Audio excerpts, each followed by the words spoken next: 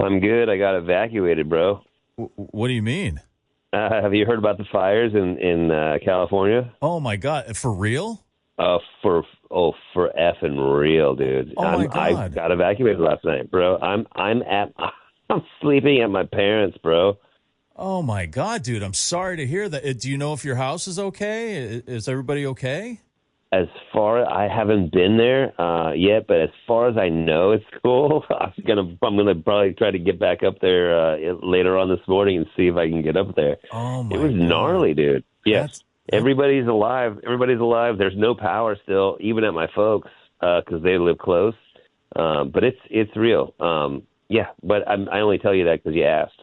Yeah. Well, I wish for nothing but the best. I hope your house is okay. I hope everybody ends up okay. That really sucks, man. I'm sorry to hear that. Thanks, dude. Yeah. I appreciate it. You know what? The fire department's doing a really good job, so hopefully Yeah. everything stays. Look, the way I look at it is I'm alive. Right. Nobody's hurt in the family, and everything else is replaceable. Exactly. I'm glad you're still in the mood to do it. I appreciate that, even though you got a lot going on. And well, Stix Zidinia, I'm glad you're safe. Stix is the drummer for one of the world's greatest bands, Steel Panther, who are coming to House of Blues in Boston in a couple of weeks on the 23rd, just in time for Thanksgiving. So if Grandma or your Aunt Enos or whoever are coming into town, I suggest family fun at the Steel Panther show at the House of Blues. Excited as hell to come to Boston for many reasons. The least of which is not your grandma. Oh, okay. Sorry. You guys have been to Boston many times. I've seen you in Boston and in around Boston a bunch of times.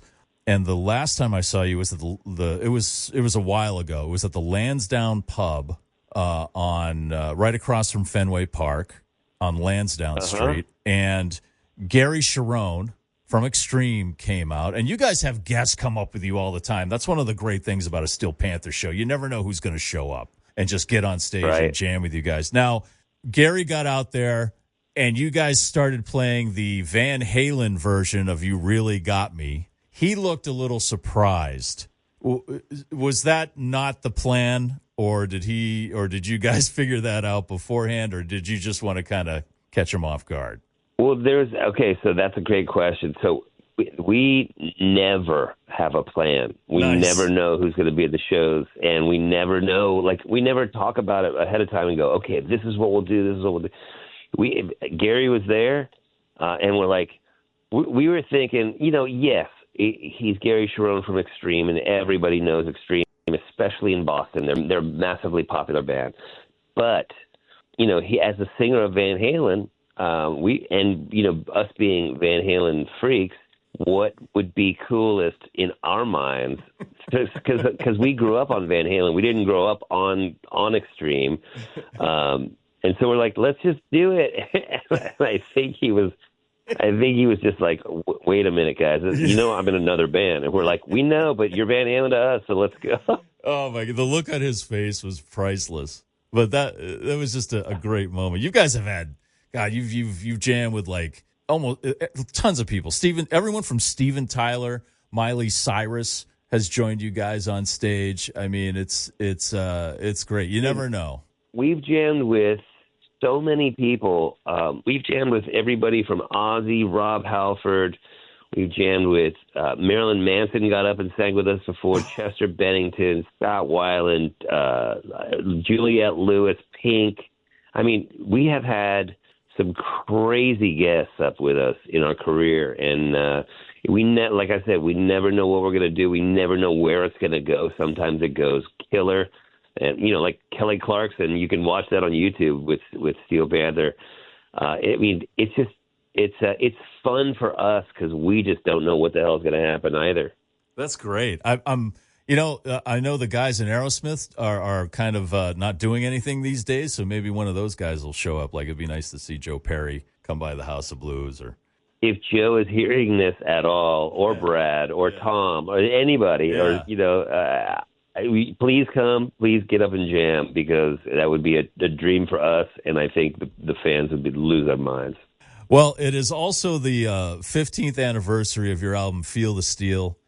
2009. You've got some great reissue plans for this coming up, including a reissue of Purple Marble vinyl that looks great, and it's going to include a couple of extra tracks previously unreleased here in the U.S., including "You Don't Make Me Feel Dumb" and "I Want Your Tits." And my question to you is, Stix, why was "I Want Your Tits" only released in Japan and not the rest of the world? I don't have a good answer for that. I think, when we came out, put our first record out on Universal, I think that was a choice that they made based on, hey, traditionally when we put a record out in Japan, we like to include one track, one that you can't get anywhere else. That's the real unglamorous reason. But after having done 2 records with Universal and then asking them, hey, do you mind if we leave and do our own thing? And then, being gracious enough to say, yeah, no problem, we're good. We decided finally to bring "I Want Your Tits" to the world and tell people how we really feel. And we really do want your tits. Yeah, I know you guys have always been very supportive of women all over the world, and this is just another brick in the foundation that you provide for them, and it's a beautiful thing, man. We're like an emotional bra. We are here to support you in all the ways. That's amazing, Stix. You're so goddamn sensitive. And then I see you're going to release it in cassette, and I know that there's a lot of bands now trying to, vinyl made this comeback, and now it's kind of like this really cool collector's item, so it survived that. Why are cassettes coming back? Do people really miss all the hiss from cassettes?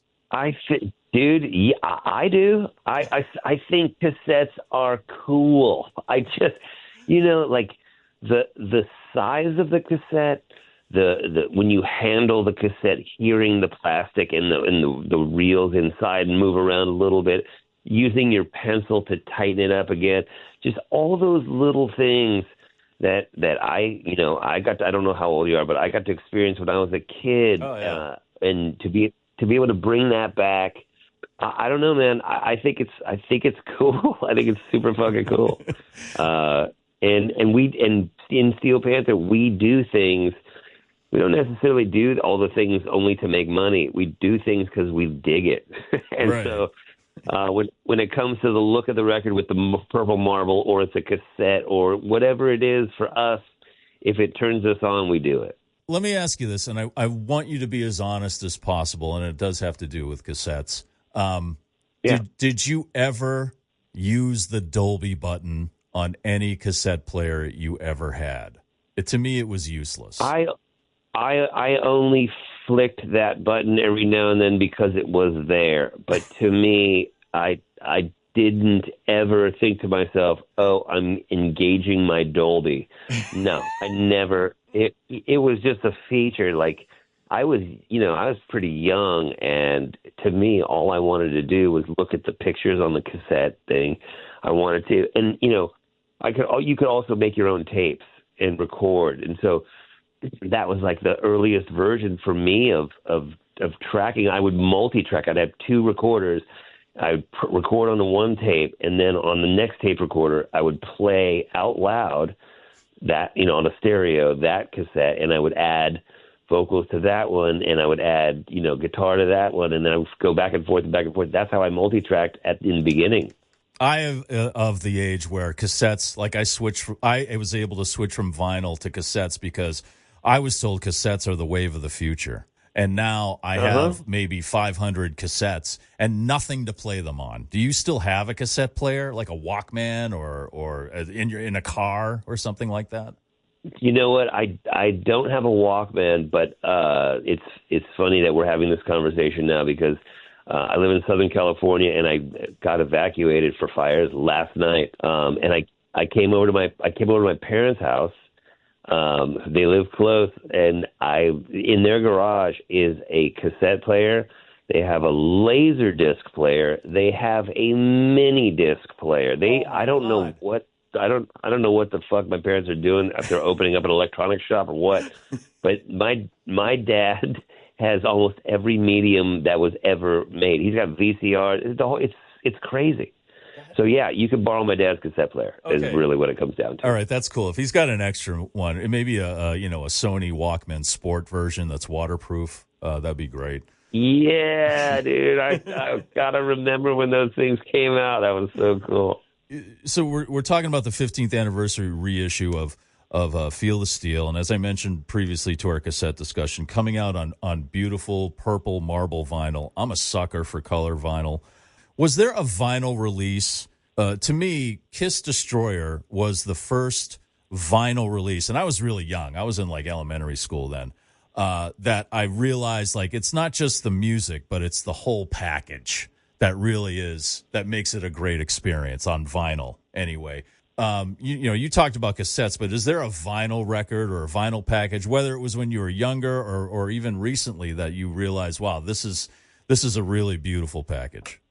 I think for me, when I rode my bike home from Music Plus, which was a chain of music stores, I had Shout at the Devil in my right hand. I was on my red line BMX bike, and I came home. I unwrapped it. I remember unwrapping it, with my thumbnail through, because it was a gatefold. Yeah. And when I opened it, and as I'm describing this to you, by the way, my hands are actually opening an imaginary record because I can remember opening it and looking on my left and seeing the pictures of the band and going, this is my jam. And I remember putting the record on, hearing the intro to Shout at the Devil, goes into Looks a Kill, goes into Bastard, and then on. And it was immersive, and it affected me in the best way. And I thought to myself, this is what I want to do. I remember clearly thinking, well, I found my thing. And I had already been playing drums, and I was already into rock, but when I got that record in particular, I was like, well, okay, found my lane.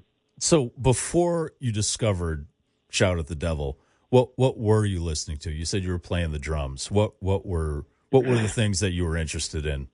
Well, MTV had kind of just come out, and I was playing, No One Like You, which, by Scorpions.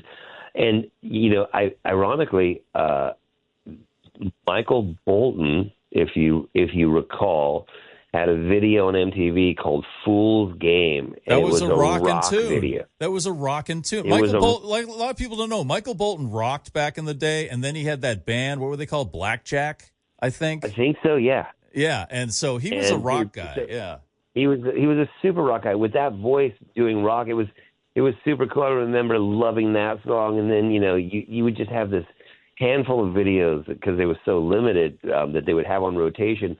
I was listening to, I still remember listening to everything from the Eagles to Santana, because my dad had all the older records. Then I was getting into Black Sabbath and Led Zeppelin and Iron Maiden and Judas Priest and Ozzy, and that's. But I listened to a lot of different stuff before I really, dove down the heavy metal road. Stix, we're looking forward to seeing you again here in the area in Boston, the House of Blues, November 23rd. I'm looking forward to getting my hands on the 15th anniversary edition of Feel the Steel, the vinyl version. I appreciate you talking to me, man, and I wish you all the best. You mentioned you had to evacuate your home because of wildfires, and I hope everybody's okay, and I hope your home is all right, and you and your parents. So best of luck to you on that one, man. I appreciate it, dude. We're stoked to come out there. Can't wait to come to Boston, and hopefully we get to have a beer together. And thanks. That was a fun chat, dude.